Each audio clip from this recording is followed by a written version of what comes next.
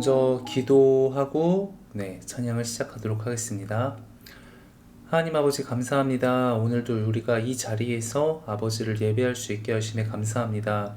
하나님 정말로 비록 예배당에 가지 못하지만 우리가 정말 이 자리에서 정말 각자의 가정과 처소에서 아버지를 이렇게 예배할 수 있게 하심에 감사합니다. 하나님 정말로 지금 이 베트남이라는 땅 그리고 한국이라는 땅 그리고 정말 이 세계가 코로나로 인해서 너무나도 힘든 상황입니다.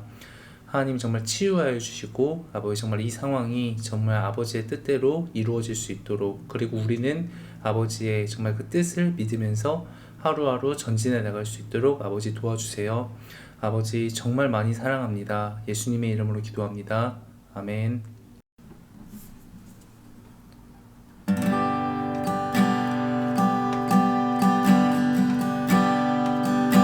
하늘의 문을 여소서 하늘의 문을 여소서 이곳을 주목하소서 주를 향한 노래가 꺼지지 않으니 하늘을 열고 이곳에 임재하소서 주님을 기다립니다. 기도의 향기가 하늘에 닿으니 주여 임재하여 주소서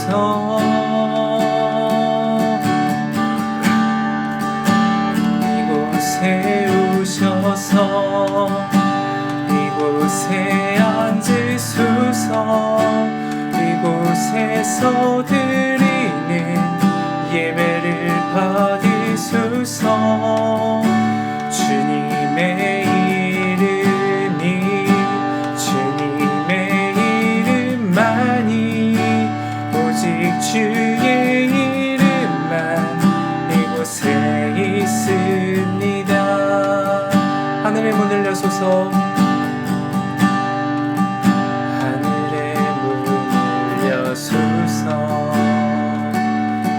이곳을 주목하소서 주를 향한 노래가 꺼지지 않으니 하늘을 열고 보소서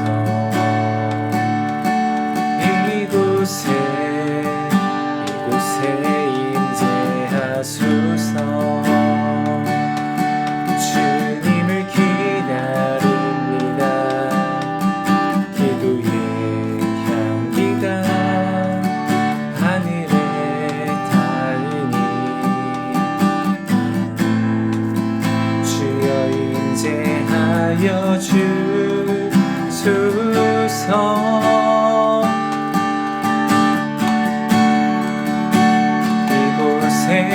오셔서 이곳에 앉으소서 이곳에서 드리는 예배를 받으소서 주님의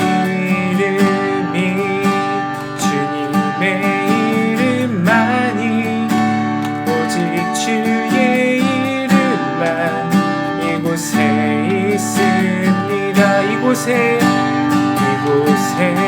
오셔서 이곳에 앉으소서 이곳에서 드리는 예배를 받으소서 주님의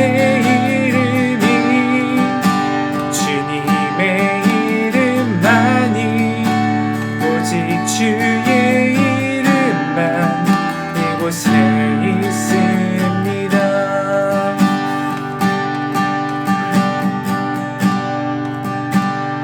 이곳에 오셔서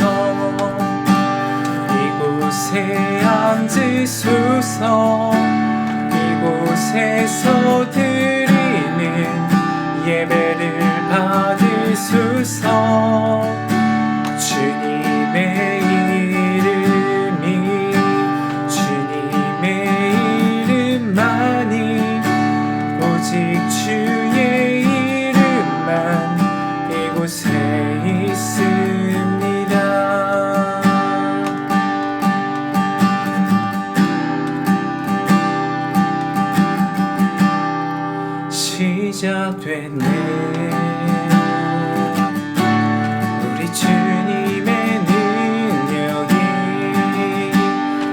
나의 삶을 다스리고 새롭게 하네.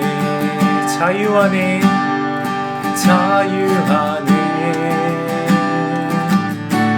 죄와 사망으로부터 나의 삶은 면하고 난 충만하네. 한 번 더 시작됐네, 시작됐네. 우리 주님의 능력이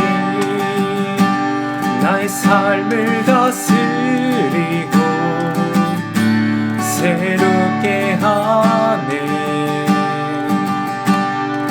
자유하네. 죄와 사망으로부터 나의 삶은 변하고 나 충만하네. 은혜로다, 은혜로다. 주의 은혜 한량없네. 주의 은혜 은혜로다. 주의 은혜 변함없는 신실하신 주의 은혜. 은혜로다, 은혜로다. 주의 은혜 한량없네. 주의 은혜 은혜로다. 주의 은혜 변함없는 신실하신 주의 은혜.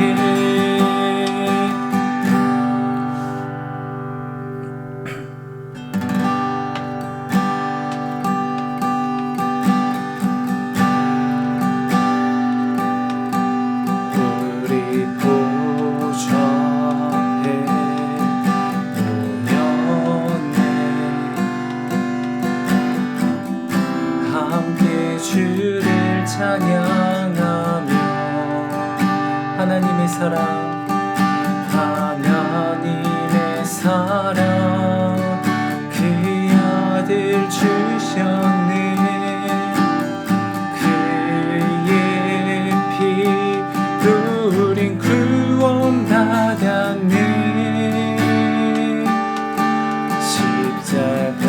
십자가에서 쏟으신 그 사랑 강같이 온 땅에 흘러 강나라와 죽수 백성만 언에서 구원받고 주 경배드리네.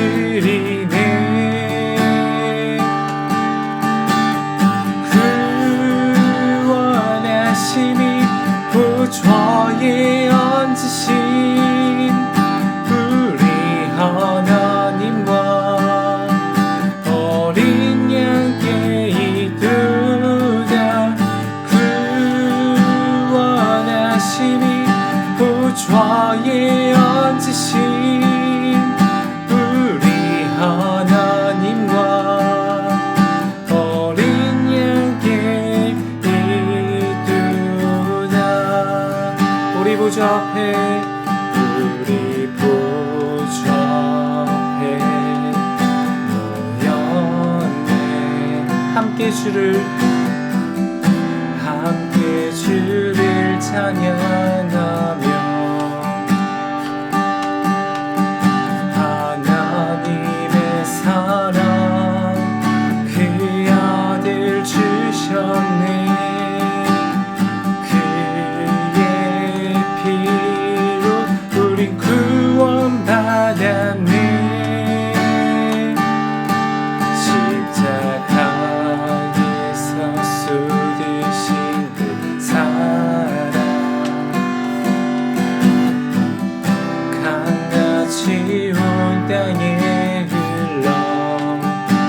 나라와 족속 각 나라와 족속 백성 망언에서 구원받고 구원하고 주 경배드리네.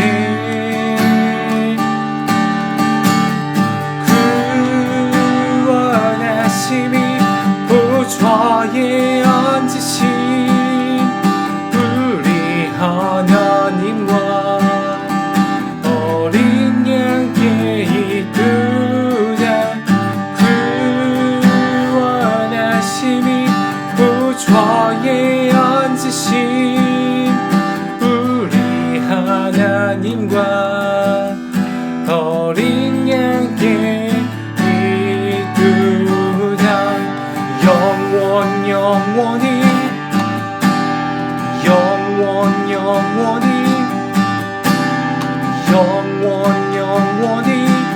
주님께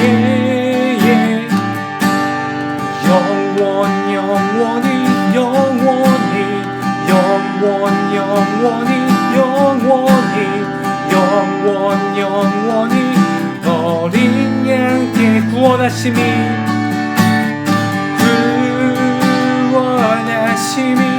보좌에 앉으신 우리 하나님과 어린 양께 이끄라. 영원히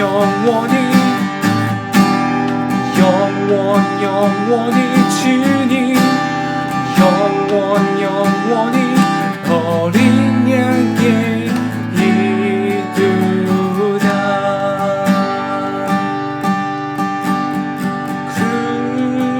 구원하심이 보좌에 앉으신 우리 하나님과 어린 양께 이끄라. 구원하심이 보좌에 앉으신 우리 하나님과 어린 양께 이끄라. 다같이 예배를 위해서 묵상하도록 하겠습니다.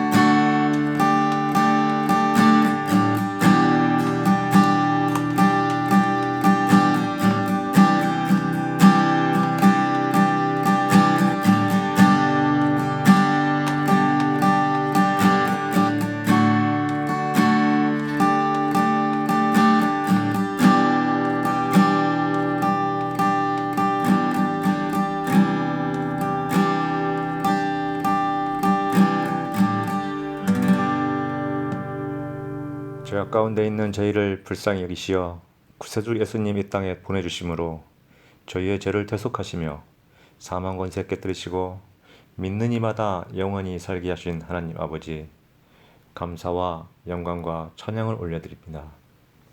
종려주의를 맞아 저희를 구원하소서 호산나를 외치며 헌화했을 그날의 군중들을 그려보며 십자가 재앙을 당하실 것을 아시면서도 다만 우리의 죄값을 대신 치르사 구원을 주시려는 뜨거운 사랑으로 예루살렘에 입성하셨던 주님의 사랑을 다시금 헤아려 봅니다. 우리를 위해 추가당하신 이 고난이 그 얼마나 크고 감사한 것이었는지를 되새기며 그 무궁한 은혜에 영광을 올려드립니다.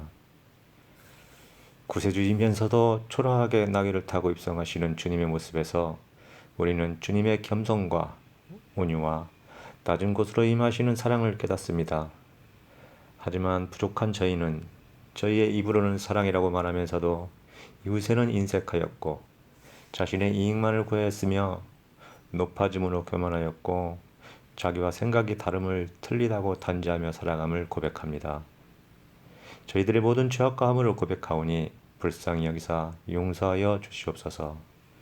주님 함께하사 고난의 이 땅에 부활의 소망을 전하며 살아가는 성숙한 신앙인들 다 되게 하여 주시옵소서.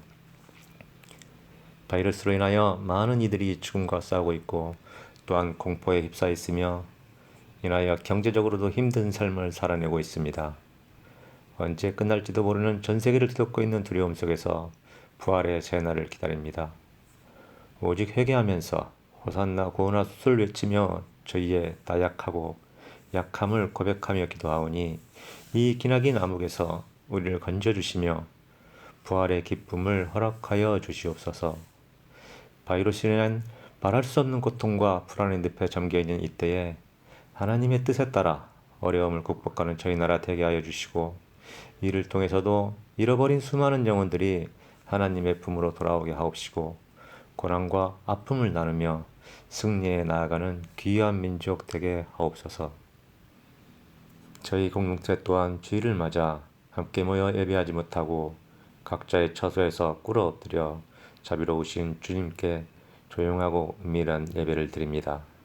함께하지 못하는 마음 가운데 주님 이루하여 주시고 각각의 처소에서 드려진 이 작은 예배들 가운데 주님 함께 하셔서 더욱 성령 충만하고 귀한 말씀을 통하여 은혜와 감사와 사랑이 넘치는 예배 허락하여 주옵소서.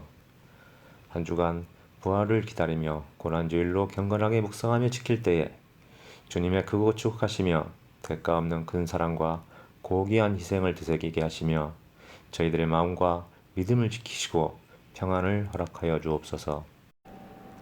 이 모든 고난과 어려움도 오직 하나님 주님만이 해결해 주실 것을 굳게 믿사오며 우리를 죄에서 구원하시려고 십자가에 돌아가시고 사망 가운데서 부활로 승리하신 예수 그리스도 이름으로 기도드립니다.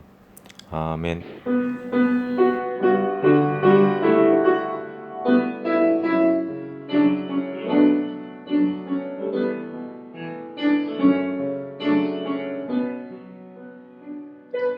난 지극히 작은 자 죄인 중에 괴수 무익한 나 부르소서 간절한 기대와 소망 부끄럽지 않게 십자가 전개 하셨네 어디든지 가리라 주 위에 서라면 나는 전날에 그 십자가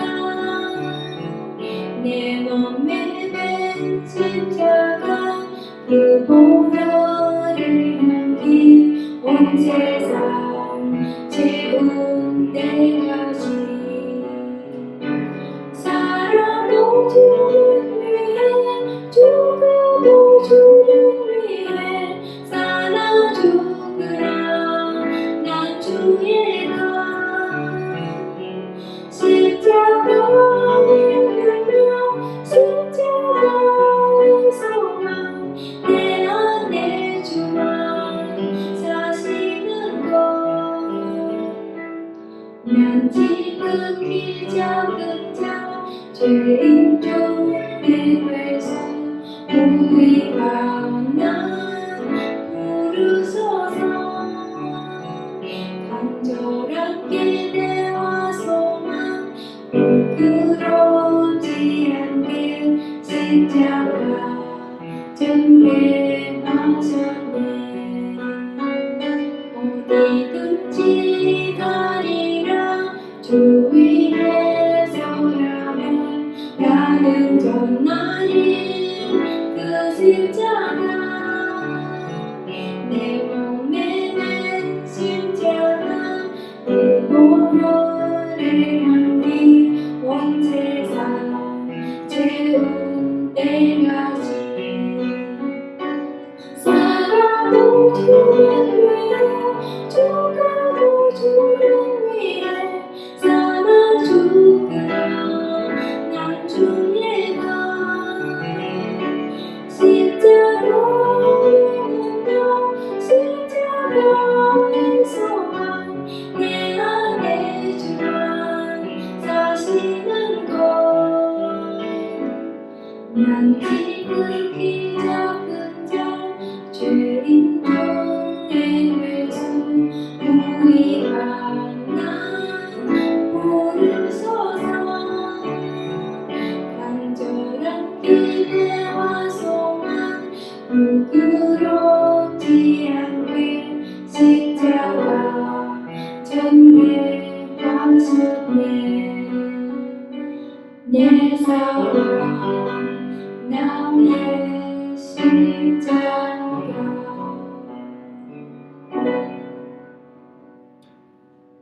네, 오늘 하나님 말씀 보겠습니다. 하나님 말씀은 마태복음 27장 15절에서 26절까지입니다. 마태복음 27장 15절에서 26절까지 말씀을 우리 함께 같이 영상을 보시면서 함께 읽도록 하겠습니다.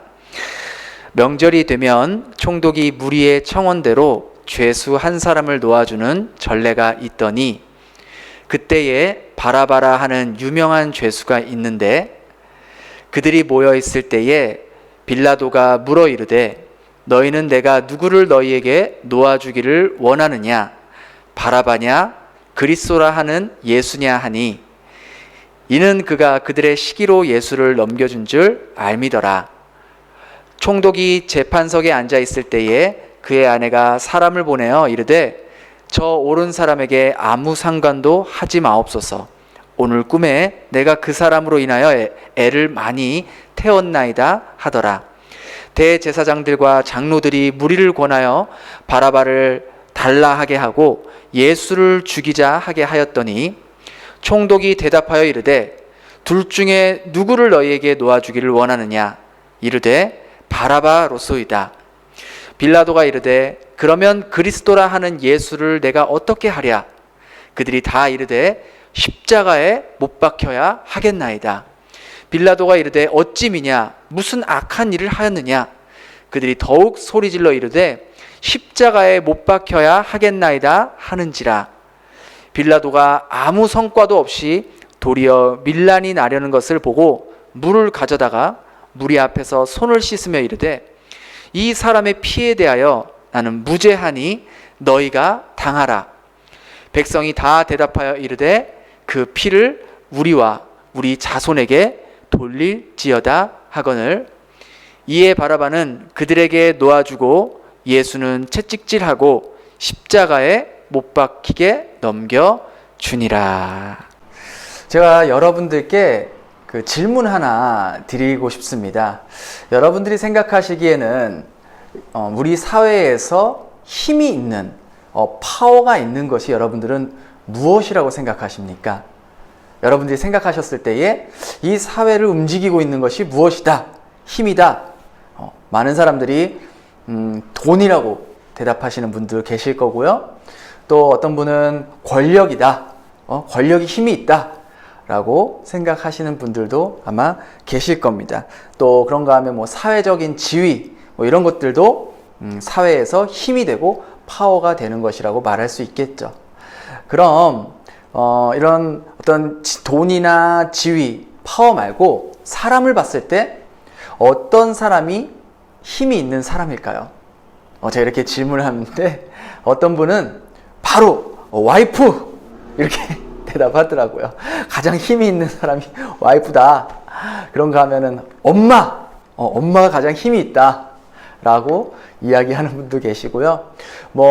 대통령이 될 수도 있고요. 또 정치인들이 될 수 있고 혹은 재벌 총수 이런 사람들이 세상에서 힘이 있고 권력이 있다고 생각하는 사람들이 많이 있습니다.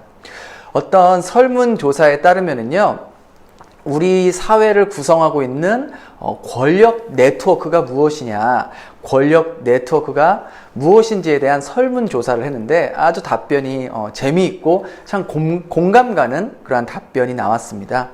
우리 사회에서 힘이 있는, 권력 있는 네트워크가 무엇인가 했을 때에 그 첫 번째가 바로 고향이라고 합니다. 고향. 남자들은요, 이제 군대를 가면은 이제 선임병이 이제 이등병에게 이제 딱 부릅니다. 그러면 너 어디서 왔노? 그러면은 네, 저 부산입니다. 그렇게 얘기하면 따라와라. 그러면 이제 PX라고 그 군대의 그 매점 같은 곳이 있지 않습니까? 그러면은 이등병 혼자서는 사 먹을 수 없는 그런 맛있는 그러한 냉동식품 이런 것들을 그 선임병이 사줘요. 그러면서 알고 보니까 그게 고향 선배였던 거예요. 그만큼 고향 선배는 힘이 있는 것이죠. 그런가 하면 두 번째로는 출신 학교예요. 출신 학교. 어떤 학교를 나왔는지에 따라서 그 끌어주는 힘이 굉장하다는 것이죠. 예를 들어서 뭐 일자리를 소개시켜 줄 때도 얘 내 고등학교 후배야, 뭐 대학교 후배야 이렇게 얘기하면서 소개해주고 낙하산 아닌 낙하산처럼 이렇게 들어오고 일이 진행되는 경우를 볼 수 있는 것이죠. 심지어는 이 호치민, 하노이 다 전체 포함한 것도 아니고 호치민 안에만 학교 동문회가, 제가 어제 찾아봤거든요. 그 신짜오 베트남 이런 잡지 찾아보니까 호치민에 있는 한국 사람들 학교 동문회만 무려 40군데가 넣는 거를 제가 보게 되었습니다. 그만큼 우리 학교 출신, 이것을 굉장히 강조하는 것 같습니다. 마지막으로 권력 네트워크를 보니까 어떤 게 있냐면 나이였습니다. 나이. 우리 한국 사람들만큼 이렇게 처음 만났을 때에 바로 이렇게 서열을 누가 형이고 누가 언니고 동생인지를 이렇게 가리는 그러한 민족도 별로 없을 거예요. 근데 우리가 만나면 뭐부터 물어봐요? 몇 년생이세요? 이렇게 물어보잖아요. 그래서 나보다 나이가 어리면 형 노릇하려고 하고 뭐 언니 노릇하려고 하는 그러한 모습들을 보게 됩니다. 심지어는 이런 것도 있잖아요. 아마 이게 한국 사회에만 있을 거예요. 빠른 연생. 제가 그런 케이스거든요. 제가 83년도인데 빠른 83이에요. 그래서 제가 학교 다닐 때는 82년도 친구들과 같이 다녔어요. 그래서 82년도 친구하고 같은 친구인데 사회를 나와보면은요, 제가 뭐 사회에서도 뭐 빠른 83 이렇게 안 하잖아요. 그냥 83년생 똑같이 가니까 83년생들하고 친구예요. 그러면은 좀 굉장히 오묘하게 걸리는 케이스가 뭐냐면 82년도인 친구하고 만났는데 이 83년도 친구랑 같은 자리에서 이렇게 셋이서 같은 자리에 있으면은 이 서열이 꼬입니다. 이 친구는 저한테도 친구고 이 친구도 저한테 친구인데 서로는 친구가 아니잖아요. 엄연한 형 동생이잖아요. 그러니까 이게 굉장히 뭐라 해야 될까, 좀 꼬이는 그런 빠른 케이스, 빠른 뭐 연생 그런 것을 아마 여러분도 경험해 보신 적 있으실 거예요. 또 그런가 하면 제가 아는 어떤 한 동생은요, 저보다 한 살이 어려요. 한 살이 어린데 그 친구는, 그 동생은 저를 볼 때마다 형이랑 나랑 한 살 차인데 이제 뭐 같이 뭐 늙어가는 그 시대에서 뭘 형 동생 하냐, 그냥 친구 하자, 그렇게 얘기하는 거예요. 그래서 이 자식 틈만 나면은 같이 친구 먹으려고 하고 그런 모습을 보면서 이게 그 형 동생 서열을 이렇게 나누고 이런 것이 어떻게 보면 좀 굉장히 힘이 있는 거기 때문에 그렇게 하려고 하는구나, 그런 생각을 해보게 되었습니다. 그런데 저는 오늘 여러분들과 함께 이 힘, 정말 진정한 힘은 무엇인가, 진정한 파워는 무엇인가, 어떠한 힘이 세상을 바꾸고 또 우리의 삶을 바꿀 수 있는가에 대해서 여러분들과 함께 나눠보기를 원합니다. 예수님의 공생애를 기록한 그 복음서가 있어요. 그 복음서가 총 몇 권이죠? 4권. 네, 맞습니다. 마태복음, 마가복음, 누가복음, 요한복음. 이렇게 총 4개의 복음서가 있어요. 그것을 이제 사복음서라고 이야기합니다. 이 복음서는 예수님께서 3년 동안 공생의 기간 동안에 있었던 사건들을 서로 각자, 4명이 서로 각자 다른 관점에서 그 사건에 대해서 기록한 것을 사복음서라고 이야기를 합니다. 예를 들어서 마태복음 같은 경우는 예수님을 유대인의 왕이라는 것을 강조하고 또 드러내려고 하는 그러한 색깔이 있어요. 그런가 하면 마가복음은 예수님이 종으로 오신 모습을 잘 강조를 했습니다. 그러니까 마가복음에 보면은요, 예수님이 어떤 말씀을 가르치시는 그러한 모습보다는 행동하고 기적을 일으키고 표적을 일으키는 그런 숨가쁘게 움직이는 모습들을 담은 것이 마가복음이에요. 또 그런가 하면 누가복음에서 또 강조된 모습은 예수님의 인성, 즉 예수님의 사람된, 사람으로 오신 그 예수님의 모습을 강조하는 것이 누가복음이에요. 그런가 하면 마지막으로 요한복음은 이 누가복음과 좀 대조적으로 하나님, 그러니까 즉 이 땅에 오신 예수님이시지만 하나님이신 예수님, 즉 예수님의 신성을 강조하는 책이 요한복음이에요. 그래서 요한복음에는 이게 어떤 반복되는 구절들이 내가 하나님의 아들이다. 내가 하나님과 함께 있었다. 요한복음 1장 1절에도 보면은 태초에 말씀이 계셨다. 즉 하나님과 함께 계셨다라는 그런 어떤 예수님의 신성을 강조하는 것이 요한복음의 특징입니다.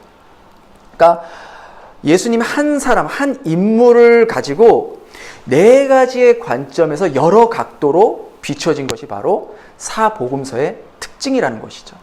그런데 이게 얼마나 대단한 거라면요.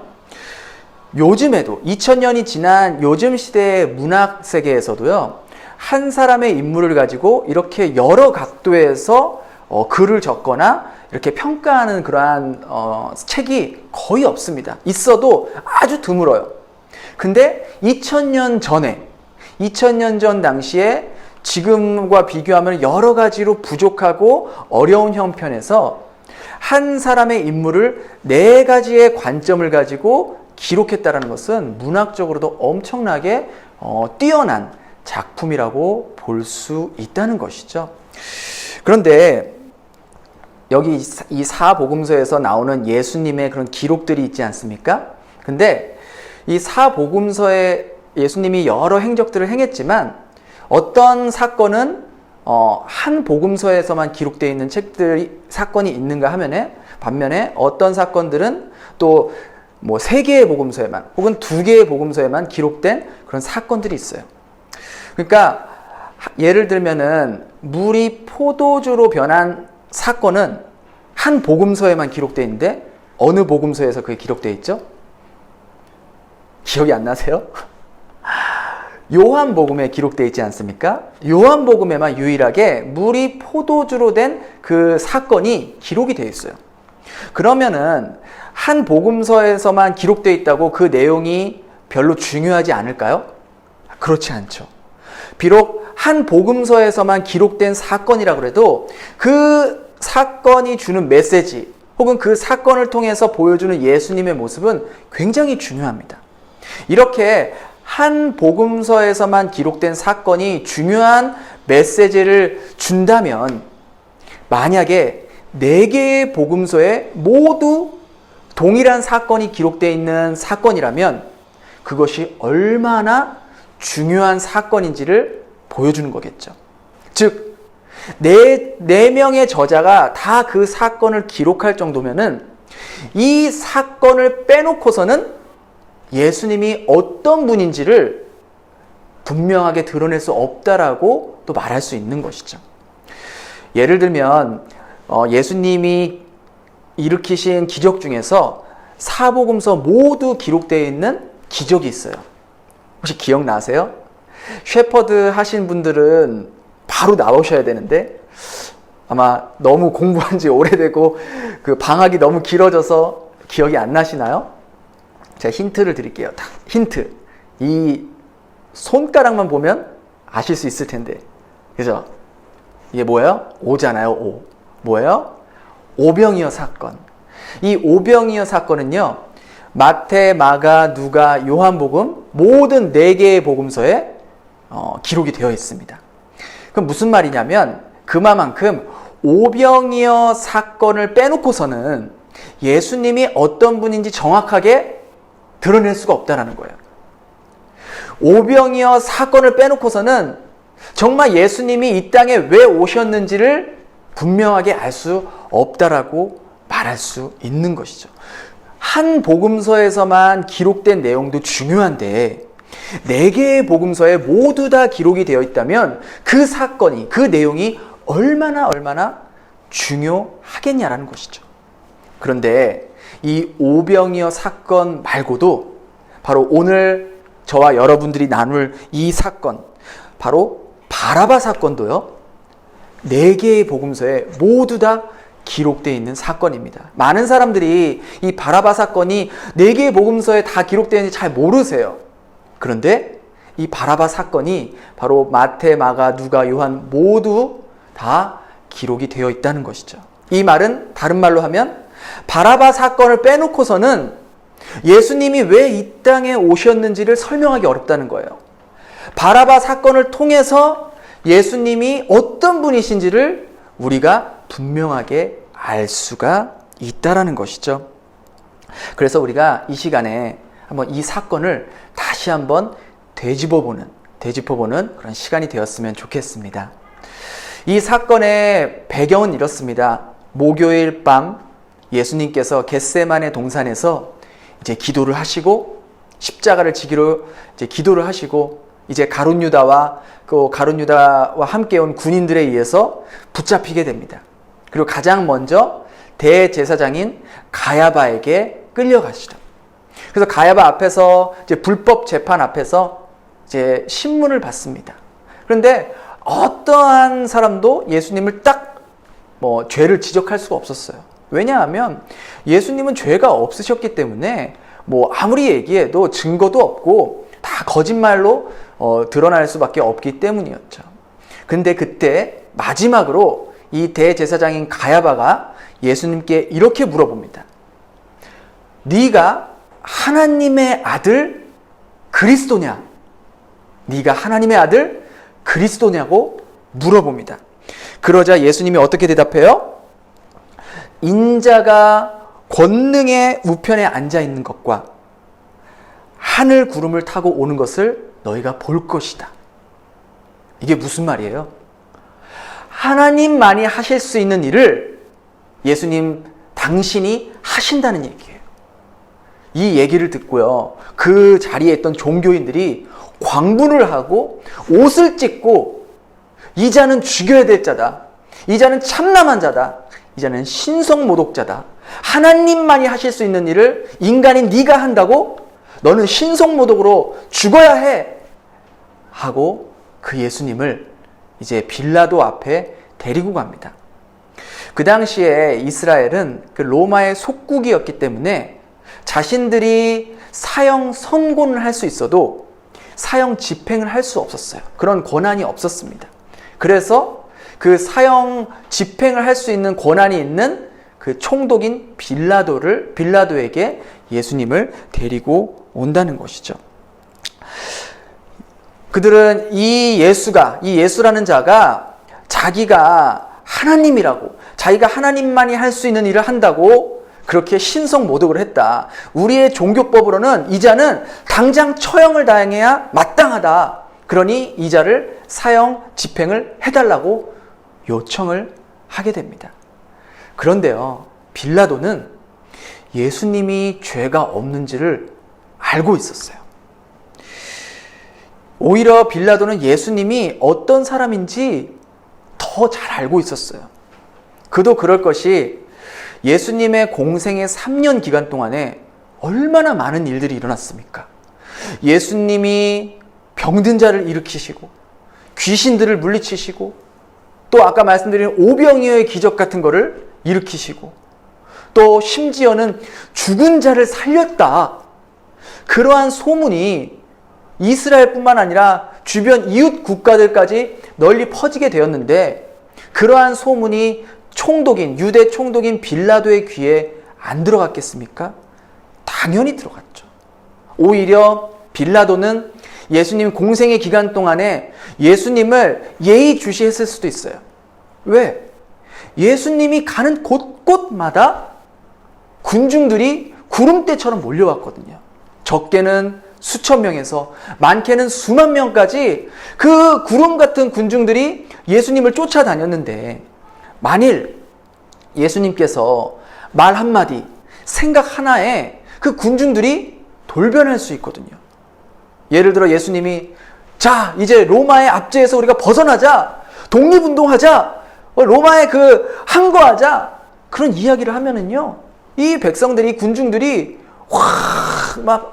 혈기를 내면서 광분을 하면서 투쟁을 하고 투항을 하려고 할 수도 있다는 것이죠. 그래서 이 예수님의 영향력이 굉장했던 것을 알았던 빌라도는요, 그 예수가 어떤 사람인지, 또 어떤 말을 하고 다니고 어떤 행동을 하고 다니는지, 이 로마에 영향을 줄 사람인지 아니면 로마에게 큰 피해를 입힐 사람인지를 아주 예의주시했다는 거예요. 그런데 그렇게 3년 동안 지켜봤는데 빌라도가 봤을 때 예수님은 로마에게 쿠데타를 일으키거나 어떤 투쟁을 하려는 그런 모습은 보이지 않았던 것이죠. 그래서 빌라도는 예수님이 죄가 없는 걸 아셨어요. 그래서 빌라도는 어떻게 해서든지 예수님을 풀어주려고 합니다. 노력합니다. 여기 보면은 성경에 보면은요, 3년 동안 예수님의 그런 모습들을 지켜본 후에 빌라도는 예수를 죽이고 싶지 않아서 계속해서 그 재판 앞에서 예수를 풀어주려고 하는 것을 보이게 돼요. 누가복음에 보면은요, 무려 빌라도가 3번씩이나 예수를 죽이려고 함이 어찌함이냐, 왜 너희들은 예수를 죽이려고 하냐, 내가 봤을 땐 죄가 없는데, 계속 그렇게 어떻게 보면 예수를 변호하는 그러한 모습을 보였던 것이죠. 심지어는요, 오늘 본문에 우리가 읽었지만 이 빌라도의 아내가 사람을 보내서 빌라도에게 그 예수에 대해서 당신이 관여하시면 안 됩니다. 즉, 이 사람은 죄 없는 사람이기 때문에 이 사람에게 무고한 죄를 씌워서는 안 된다라고 사람을 보내서 그렇게 이야기를 하는 것이죠. 그러니까 자신의 아내까지 그렇게 얘기하니까 이 빌라도가 굉장히 갈등이 된 거예요. 이 심적 부담이 굉장했다는 것이죠. 그래서 사람들에게 뭔가를 부탁할 때는요, 그러니까 지혜롭게 해야 돼요. 내가 어떤 사람에게 뭔가 부탁하려면은 그 사람에게 직접 얘기하는 것보다는 그 사람의 와이프를 만나서 그 와이프에게 이야기하고 그 와이프가 다른 사람, 그 남편에게 얘기할 수 있도록 하는 게 때로는 더 효과적인 방법이 될 수 있습니다. 그래서 만일 여러분들이 우리 교회의 담임 목사님에게 뭔가 요청하실 게 있다, 그러면 담임 목사님 만나지 마시고 사모님을 따로 불러서 사모님께 얘기하시고, 사모님 이거를 좀 목사님께 말씀 좀 해주세요 라고 하면은 그게 더 효과가 있을 수도 있다는 거예요. 아까 우리가 권력 있는 사람, 힘 있는 사람 중에 누가 있다 그랬어요? 와이프 있다 그랬잖아요. 와이프.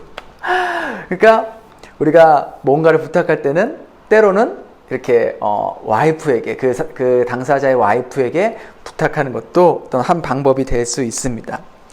사실요, 이 빌라도는 굉장히 계산적인 사람이었어요. 우리가 이렇게 성경을 쭉 보면은 마치 빌라도가 예수님을 어떤 이제 연민으로 혹은 양심의 가책이 느껴져서 예수님을 이렇게 계속해서 풀어주려고 하는 것처럼 느껴지잖아요. 근데 사실은 그것보다 굉장히 빌라도는 계산적으로 생각해서 어떻게 해서든 예수를 풀어주려고 했던 거예요. 무슨 말이냐면, 만일 이 예수라는 자가 자기가 봤을 때도 죄가 없단 말이에요. 죄가 없는 이 예수님을 사형죄를 선고하고 집행을 했어요. 그래서 죽었어요. 나중에 어떤 사람들이 그걸 가지고, 왜 당신은 죄 없는 무고한 사람에게 죄를 씌웠냐, 왜 사형 집행을 시켰냐 라고 어떤 그런 이슈가 되고 문제가 됐을 때 자기의 정치적인 그러한 길에 큰 영향을 주고 큰 손해를 줄 수 있다는 것을 그는 알았던 거예요. 그렇기 때문에 자기가 봤을 때는 이 예수는 분명 잘못이 없어요. 죄가 없기 때문에 이 예수에게 죄를 씌우는 것은 로마법에도, 죄가 없는 사람을 재판하는 것도 로마법에도 위반이 되거든요. 그렇기 때문에 자기에게 나중에 혹시라도 이 문제 때문에 자기의 정치적인 그런 인생에 앞가름, 막힌 돌이 될 수 있다는 것을 알고 있었기 때문에 그는 예수님이 어떤 불쌍해서 연민이 생겨서 양심의 가책이 생겨서 풀어주려고 했기보다는 다 정치적인 계산이 있었기 때문에 빌라도는 어떻게 해서든지 예수님을 풀어주려고 했던 것이죠. 그런데 그게 잘 안 되자 이 빌라도가 한 가지 묘안을 생각합니다. 그 묘안이 뭐냐면, 그 명절 때가 되면은요, 죄수 중에 한 사람을 풀어주는 사면하는 그러한 특사가 있었어요. 그래서 그 당시에도 지금도 뭐 마찬가지로 우리가 광복절이 되면은 뭐 8.15 특사처럼 사면해주고 나가게 해주는 그런 제도가 있지 않습니까? 그 당시에도 그런 게 있었는데 이 빌라도가 계산을 한 거예요. 생각한 거죠. 어떤 사람을 예수와 비교했을 때에 이 유대인들이, 이 군중들이 예수를 선택해서 예수가 풀어주게 할 수 있을까? 그거를 생각하고 고민하다가 정말 흉악하고 정말 극악무도하고 이 사람을 풀어주면은 안 되겠다. 이 사람을 만약에 풀어주게 되면은 오히려 예수를 풀어주는 것보다 더 위험하다라고 느끼는 그러한 아주 무섭고 어떻게 보면은 죄질이 나쁜 죄수를 골라야겠다고 생각한 거예요. 그래서 생각하고 고르고 고른 죄수가 누구냐? 바로 바라바라는 것이죠. 우리 성경에서는 바라바를 강도, 살인자, 밀란을 꾸민 자, 그렇게 이제 기록이 되어 있는데요. 역사가들에 의하면요, 이 바라바는요, 레지스탕스라는 그런 어떤 선동을 일으키는 그러한 자였다고 합니다. 그래서 이 자는 굉장히 살인도 그 로마 군인들도 죽이는 것을 두려워하지 않았는데 언제나 가슴에 그 단검을 품고 다녔대요. 그래서 로마 군인들이 밤중이나 혹은 혼자 있을 때 보면 이렇게 게릴라식으로 탁 죽이고 도망가고 탁 죽이고 도망가는 그런 아주 로마 입장에서 봤을 때는 정말 없어져야 될 위험한 존재가 바로 바라바였다라는 것이죠. 그러니까 이 바라바는 이렇게 이제 바라바가 잡혔잖아요. 그래서 바라바는 이제 언제 죽을까 사형 날짜만 기다리고 있었던 그런 죄수였어요. 그래서 만일 이 바라바가 풀려나게 되면은 이 바리새인들과 종교인들도 좀 두렵고 위협을 느낄 수 있는 게 사실 그 당시 뭐 바리새인들과 사두개인, 종교인들도요 다 대부분 로마의 기생에서 붙어서 권력을 누리고 행사했던 그러한 자들이었어요. 그러니까 바라바가 봤을 땐 아주 매국자들이었던 것이죠. 그렇기 때문에 바라바가 풀려나면은 이 종교인들도 자신들도 위협을 당할 수 있는 것을 알고 있었기 때문에 이 빌라도가 바라바를 예수 앞에 세워놓으면은 사람들이 바라바는 선택하지 않고 예수를 풀어달라고 하겠다라고 자신이 계산을 했던 거예요. 그런데 그 결과가 어떻게 됐습니까? 그렇게 해서 바라바를 이 예수라는 사람 옆에 세워놨는데 군중들이 누구를 풀어달라고 했습니까? 바로 그리스도 예수가 아니라 바라바를 풀어달라고 했습니다. 이 사실 바라바의 본명, 진짜 이름이 뭔지 아세요?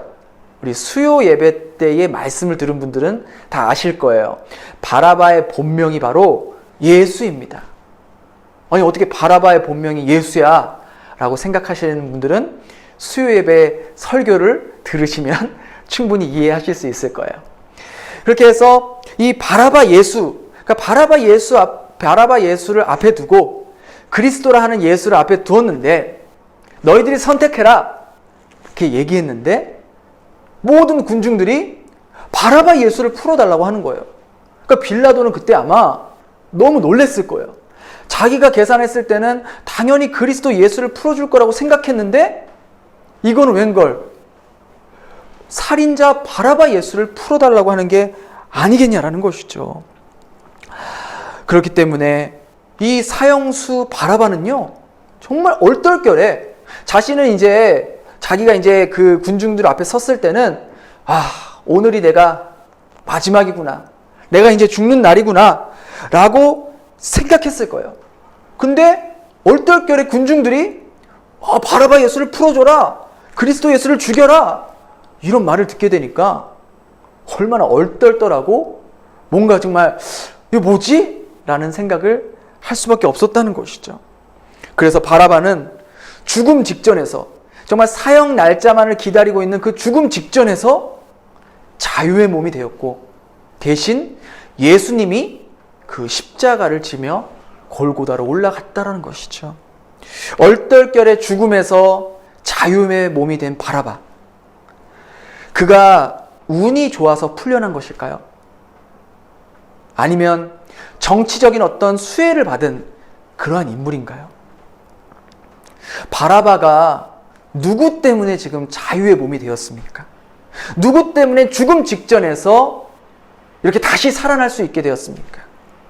바로 예수님으로 인하여서 바라바는 살아나게 된 거예요. 예수님으로 인하여서 다시 새 생명을 얻게 된 겁니다. 이 사실을 놓치면 안 돼요. 예수님은 단순히 바라바 한 사람만을 위해서 희생된 것이 아니라 온 인류의 죄를 짊어지고 예수님 스스로 십자가에서 죽으시기를 선택하시고 결심하셨던 것입니다. 전승에 의하면요, 이 바라바가 아까 제가 말씀드린 대로 딱 그 그리스도 예수와 자기가 섰을 때에 자기는 정말 죽는 줄 알았어요. 왜냐하면 사형 그 집행 날짜를 기다리고 있었거든요. 그런데 그 군중들이 자기를 풀어주고 이 자기 옆에 있는 자기랑 이름이 똑같은 예수를 죽이라고 하는 그 얘기를 듣고 너무 놀란 거죠. 이걸 웬걸? 자신은 풀어주고 자기 옆에 있는 예수를 죽이라니. 지금 내가 잘못 듣고 있는 거 아니야? 내가 지금 꿈을 꾸고 있는 건가? 라고 생각했을 수도 있습니다. 그렇게 얼떨결에 정말 상상하지도 못했는데 이 사형수였던 바라바가 자유의 몸이 되고 대신 예수님께서 그 십자가를 지고 골고다 언덕에 내려가시는 것을, 올라가시는 것을 보게 되었던 것이죠.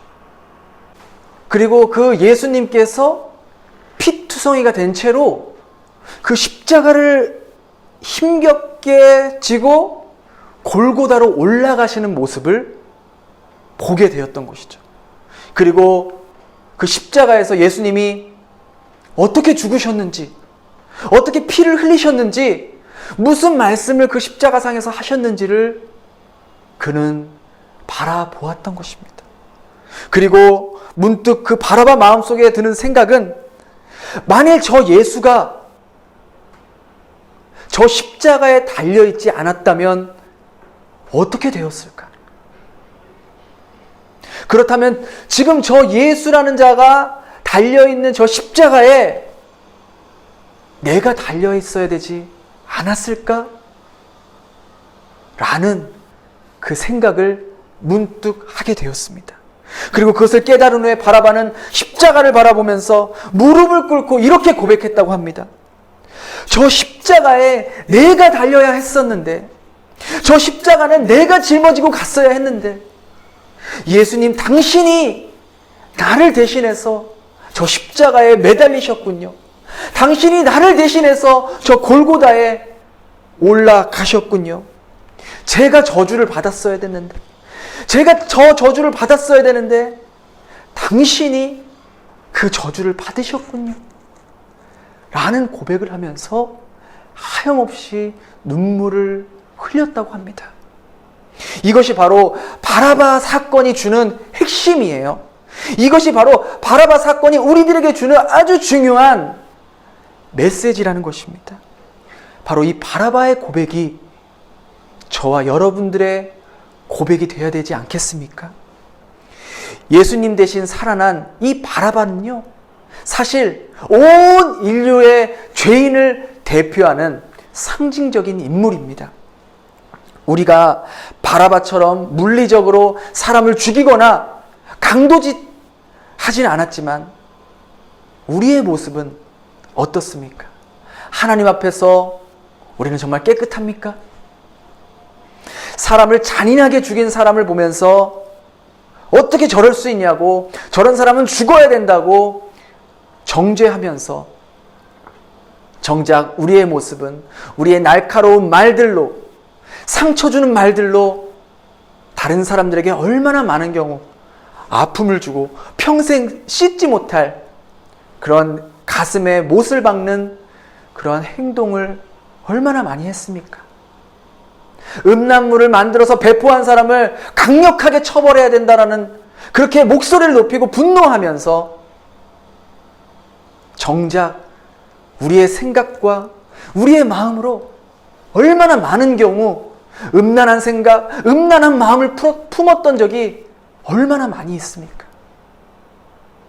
다른 사람들의 잘못에는 아주 날카롭게 대응하고 빛의 속도로 반응하면서 나의 잘못에는 어쩌면 그렇게 관대하고 그때는 내가 어쩔 수 없었다. 난 그렇게 할 수밖에 없었다. 라고 합리화하는 우리들의 모습은 없지 않은지 돌아보게 됩니다. 과연 그러한 모습을 가지고 우리가 하나님 앞에 설 수 있을까요? 성경은 모든 사람이 죄를 범하였을 때 죄의 삭은 사망이라고 기록되어 있습니다. 이것에 따르면요, 우리는 죄로 말미암아 영원한 죽음을 피할 수 없는 저주받은 존재예요. 누가 바라바입니까? 바라바는 누구입니까? 바로 바라바는 저와 여러분과 제가 저주받을 수밖에 없는 바라바였다라는 것입니다. 바라바가 달려야 했던 그 십자가에 예수님께서 달리신 것처럼 저와 여러분이 사실은 그 십자가에 달려야만 했었던 거예요. 예수님은 정치적인 이유로 십자가에 달리신 게 아닙니다. 예수님은 가롯 유다가 팔아넘겨서 십자가에 달리신 게 아니에요. 예수님 스스로 당신이 십자가를 지시기로 결심하시고 결정하시고 그 길로 올라가신 겁니다. 왜? 바로 바라바와 같은 저와 여러분들을 살리시기 위해서, 저주받을 수밖에 없는 저와 여러분들을 다시 한번 새 생명을 주기 위해서 예수님은 당신 스스로 십자가를 지시기로 결심하시고 오르셨던 것입니다. 나 같은 저주받을 존재 때문에 우리 예수님은 그 십자가에 매달리신 거예요. 그렇기 때문에 우리가 결코 이 십자가의 은혜를 가볍게 여겨서는 안 된다는 것입니다. 저 십자가에 달려 고통스럽게 죽어가는 모습을 보면서 아, 그렇구나. 예수님이 저 십자가에 매달리시지 않았다면 바로 내가 저 십자가에 매달릴 수밖에 없었구나. 내가 저 하나님의 저주를 받았어야 하는데 예수님께서 나 대신에, 저와 여러분 우리 대신에 저 십자가에 못 박히신 거구나 라는 것을 우리는 평생 우리 가슴에 간직하며 살아야 된다라는 것이죠. 바라바의 고백이 바로 우리의 고백이 돼야 한다는 것입니다. 얼마 전에 제가 개그우먼 조혜련 씨가 TV에 나와서 간증하는 모습을 보게 되었습니다. 조혜련 씨 참 정말 인기가 많은 그런 개그우먼이지 않습니까? 근데 조혜련 씨는 정말 독실한 불교 집안의 그러한 사람이었다고 합니다. 그런데 그녀가 그 개그우먼 활동을 하면서 이렇게 그 선후배들 또 동료 연예인들과 이렇게 활동을 하고 또 코미디를 찍으면서 많은 선배 크리스찬, 후배 크리스찬들이 이 조혜련 씨를 전도하고 하나님께 인도하려고 많은 노력을 했었어요. 그러니까 그 조혜련 씨의 선배 개그우먼이었던 이제 이성미 씨도 참 이렇게 신실하신 믿음이 좋으신 분인데 이 조혜련 씨를 전도하기 위해서 여러 번 혜련아 우리 같이 여기 집회에 한번 가보자. 우리 연예인 그 연합 예배에 한번 같이 가보자. 그렇게 많이 얘기했고 뭐 동료인 김지선 씨나 후배 뭐 김효진 씨도 많은 경우 조혜련 씨에게 언니 우리 한번 같이 가봅시다. 뭐 그런 찬양하는 곳에 한번 가봅시다 했지만 조혜련 씨가 번번이 그때마다 거절을 했다고 합니다. 그러면서 조혜련 씨가 속으로 야 무슨 너희들이 하나님 믿으면서 하나님 믿으면 나보다 더 인기 많아야 되는 거 아니야? 나보다 더 많은 방송 띄워야 되는 거 아니야? 지금 나는 하나님 안 믿는데도 너희들보다 더 많이 인기도 있고 돈도 잘 벌고 CF도 찍고 그러는데 무슨 하나님이야? 그러면서 속으로 그들을 무시했다고 합니다. 그런데 그녀의 인생 가운데 아주 큰 대반전의 사건이 일어난 게 지금의 남편을 만난 후부터 그녀의 인생이 완전히 변했다고 합니다. 조혜련 씨는 지금 이제 재혼한 남편을 만났는데요. 이 남편 되시는 분이 그 3대째 독실한 기독교 집안의 그러한 남편이었어요. 그래서 이렇게 연애를 하는 동안에 서로 종교가 다르니까 연애할 때는 종교 이야기는 하지 말자라고 그렇게 이제 서로 이렇게 조심하면서 피했습니다. 근데 어느 날 조혜련 씨가 이제 연애 때요, 아직 결혼하기 전인데 연애했을 때에 그 남편 되시는 분에게 당신이 우리 연애할 때 서로 같이 존댓말을 써주면은 어떨까요? 라고 이렇게 제안을 했어요. 존댓말 듣고 싶다. 그렇게 이야기를 요청을 하자 그 당시 남자친구죠. 이 남편 되는 분이 그럼 내가 존댓말을 해줄 테니까 나도 부탁이 있다. 이번 주일날 예배에 내가 다니는 교회에 예배 꼭 딱 한 번만 가주면은 내가 당신에게 존댓말을 하겠다. 그렇게 얘기를 했어요. 그래서 그거 예배 한 번 가는 거 뭐 어려운 거 아니니까 알겠다고. 대신에 꼭 존댓말 해야 된다고 약속을 했어요.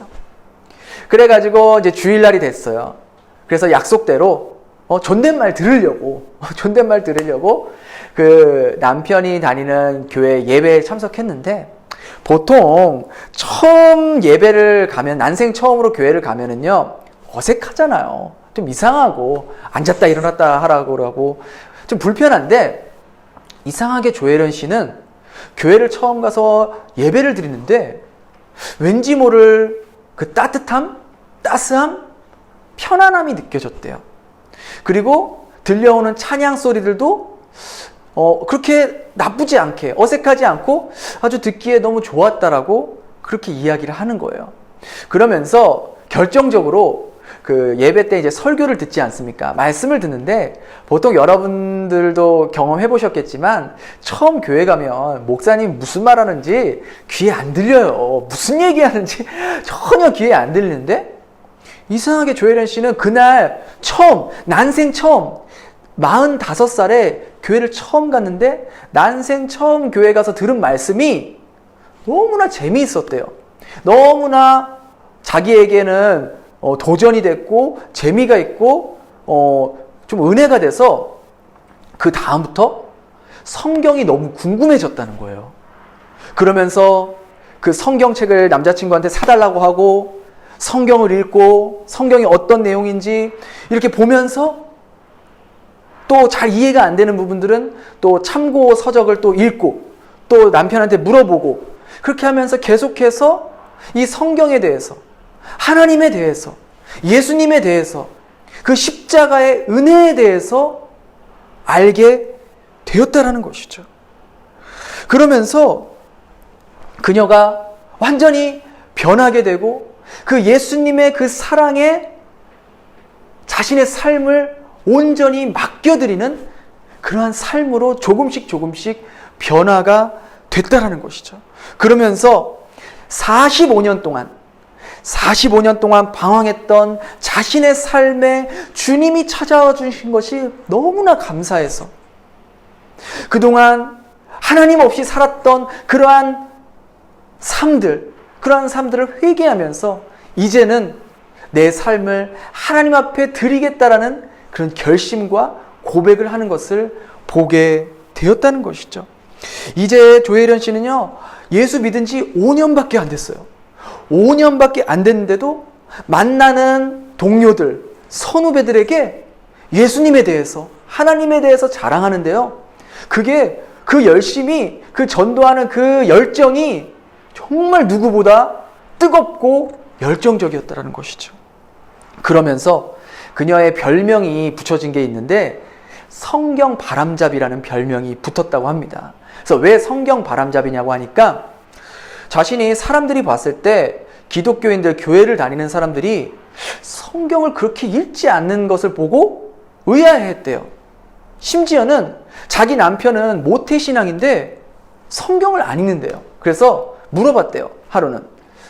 자기야, 자기는 왜 교회 다니면서 성경책을 안 읽어? 이렇게 물어보니까 이 남편이 웃으면서 이 성경책은 잠잘 때 그 머리맡에 두고 자는 그런 거야 라고 하면서 성경을 읽지 않는 모습, 교회를 다니면서 성경을 읽지 않는 기독교인들을 보면서 이건 뭔가 잘못됐구나. 하나님의 말씀대로 살아가려면 하나님의 말씀을 알아야 되는데, 세상의 빛과 소금의 역할을 감당해야 되는데 성경을 읽지 않고 어떻게 그 역할을 감당할 수 있을까? 그래가지고 만나는 사람들에게마다, 또 교회를 다니는 지인들에게 성경을 읽어야 된다. 그리고 요즘 조혜련 씨 보면은 많은 교회에 간증 집회를 다니는데요, 교회에 가는 간증 집회마다 성경을 읽어야 된다고 오히려 그 기존 성도들, 기성 성도들의 그 잠자고 있는 영혼을 깨우는 역할을 하고 있다고 합니다. 정말 대단하지 않습니까? 그것뿐만이 아니라 정말 자신의 인생을 이렇게 대반전을 시켜주신 그 하나님을 더욱더 많은 사람들에게 알리기 위해서 반전의 하나님이라는 제목의 책도 썼던 것이죠. 그래서 그 책을 통해서 많은 사람들이 주님께 돌아오는 거예요. 거기서 지나지 않아 이 조혜련 씨가 신학을 공부하고 있는데요, 신학 박사 과정을 공부하고 있다고 합니다.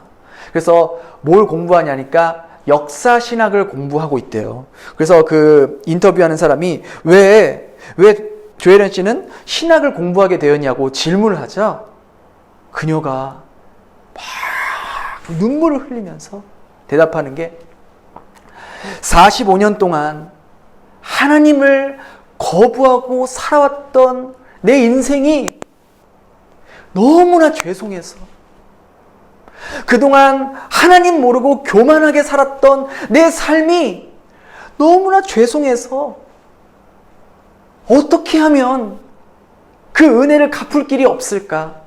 어떻게 하면 정말 이제 내 남은 삶을 하나님께서 기뻐하는 삶을 살 수 있도록 드릴 수 있을까?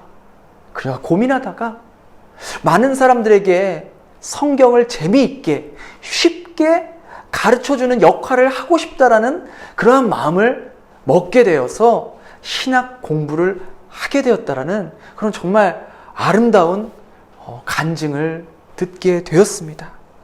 무엇이 이토록 조혜련 씨의 삶을 바꿔놨습니까? 무엇이 그동안 자신이 스포트라이트를 받고 있었던 자신의 삶에서 이제는 자신의 삶을 통해서 예수님이 스포트라이트를 받게 하시는 그러한 삶으로 변화되게 했을까요? 어떤 힘이 그녀의 삶을 이렇게 대반전의 삶으로 바꿔놓을 수 있었을까요?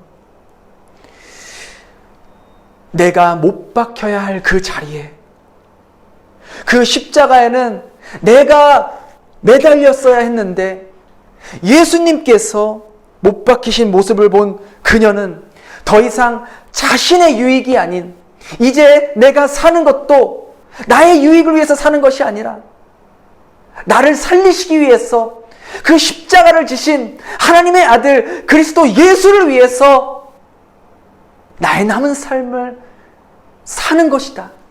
바로 그 십자가의 능력, 그 십자가의 힘, 바로 그것이 그녀의 삶을 바꾸고 수많은 그리스도인들의 삶을 바꾸는 진정한 힘이 되었다는 것이죠. 여러분, 오늘부터 고난주간이 시작됩니다. 여러 가지 어려운 상황이 있어요. 여러 가지 힘든 상황이 있습니다. 그러나 그럴 때일수록 우리는 예수 십자가를 더욱더 묵상해야 될 것입니다. 왜냐하면 우리 믿는 자들에게는 십자가는 세상을 이길 수 있는 하나님의 놀라운 반전의 능력이 되기 때문인 것이죠. 이번 한 주간 바라바와 같이 죽을 수밖에 없었고 저주받을 수밖에 없는 바로 우리들을 위해서, 우리들이 달려야 할 그 십자가에 예수님께서 달리신 그 죽으심과 그 고난을 묵상하며 다시 한번 바라바의 고백처럼 이 조혜련 씨의 고백처럼 그 사랑의 감격이 회복되는 기간이 되길 바랍니다. 그래서 우리도 나를 살리시기 위해, 나에게 새 생명을 주시기 위해 그 골고다 언덕을 오르셨던 그 예수님처럼 우리도 다른 누군가를 살리기 위해 내 삶을 들여, 내 삶을 헌신하고 희생하는 삶, 그 그리스도를 따라가는 삶, 그러한 삶, 그 십자가의 능력이 되는 삶을 살아갈 수 있는 저와 여러분 되기를 예수님의 이름으로 축복합니다. 우리 호치민 베델 공동체 여러분, 또 지금 각 가정에서 또 예배 드릴 줄 압니다. 비록 우리가 코로나 기간 때문에 직접 모여서 예배 드리지는 못하지만 우리가 가정에서도 정말 예배당에 나와서 내가 하나님 앞에서 예배 드린다라는 마음을 꼭 간직하면서 함께 예배 드리셨으면 좋겠습니다. 이번 주가 이제 내일부터가 고난주간이 시작이 됩니다. 그래서 저희가 고난주간 기간 동안에는 새벽 예배를 영상으로 찍어서 또 유튜브로 또 올리려고 합니다. 여러분 특별히 고난주간에 더욱더 여러분들이 말씀을 묵상하시고 또 주님의 죽으심과 또 고난을 기억하시면서 이 다음 주에 오는 그 부활주의를 기쁨으로 맞이하셨으면 좋겠습니다. 여러분들 꼭 잊지 마시고 이번 한 주간만이라도 새벽 예배 영상으로 고난주간에 예배 드리시면 좋겠습니다.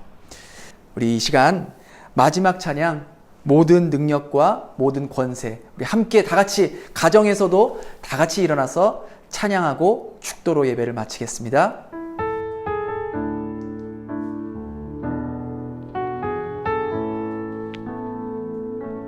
모든 능력과 모든 권세, 모든 것 위에 뛰어나신 주님, 세상이 증량할 수 없는 지혜로 모든 만물 창조하셨네.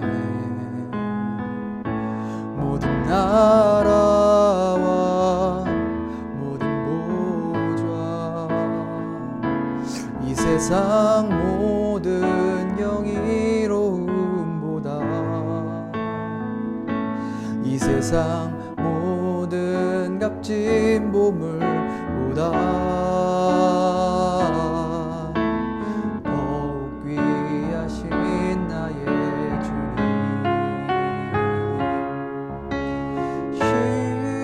십자가 고통당하사 버림받고 외면당하셨네. 짓밟힌 장미꽃처럼 나를 위해 죽으셨네. 나의 주.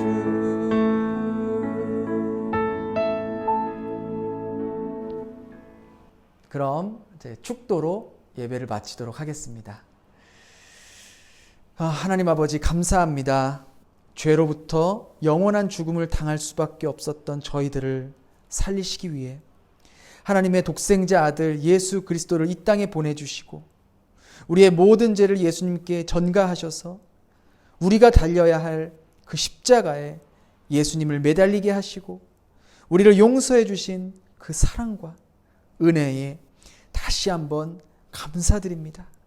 내가 달려야 했을 그 십자가에 주님께서 달리셨다는 그 사실을 우리 가슴속에 늘 간직하며 살아갈 수 있게 하여 주시옵소서. 그래서 우리가 살아가는 능력은 세상의 능력이 아닌 십자가의 능력임을 알고 그 십자가를 더욱 묵상하며 이번 고난주간을 보낼 수 있는 하나님의 자녀들 되게 하여 주시옵소서. 이제는 우리를 위해 대신해서 십자가에 매달리신 그 예수님의 사랑과 독생자 아들을 아낌없이 보내주신 하나님의 은혜와 성령의 교통하심이 오늘 함께 가정에서 예배드리며 나를 위해 십자가에 달려주신 그 주님의 사랑을 늘 가슴에 새기며 살아가겠다고 다짐하는 모든 하나님의 자녀들 머리 위에, 각 가정 위에 영원토록 함께 하시길 예수님의 이름으로 축원합니다. 아멘.